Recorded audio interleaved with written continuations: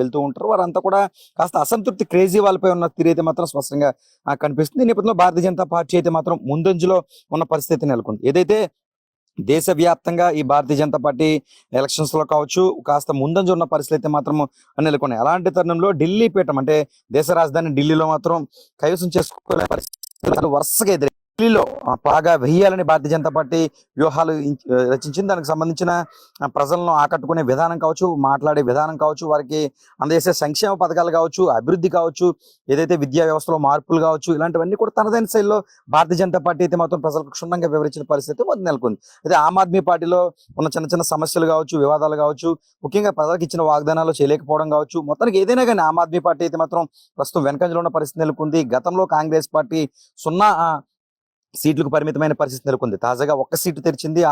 అక్కడ ప్రస్తుతం కూడా ఒక సీటు ముందంజలో ఉన్న పరిస్థితి మొత్తంగా ఢిల్లీలో చూసుకున్నట్లయితే 70 సీట్లలో ప్రస్తుతం 50 సీట్లలో భారతీయ జనతా పార్టీ ముందంజలో ఉన్న పరిస్థితి నెలకొంది. 19 నుంచి 20 సీట్లకు మాత్రమే ఆమ్ ఆద్మీ పార్టీకి వెళ్తున్న పరిస్థితి నెలకొంది. ఇక 3వ స్థానం అంటే కేవలం ఒక పరిమితికే కాంగ్రెస్ పార్టీ వెళ్తున్న పరిస్థితి నెలకొంది. నిజానికి రాహుల్ గాంధీ వ్యూహాలు ఫలించలేదా? గత కొన్నాళ్లుగా ఢిల్లీతో పాటు దేశ వ్యాప్తంగా రాహుల్ గాంధీ కాంగ్రెస్ పార్టీని పూర్తి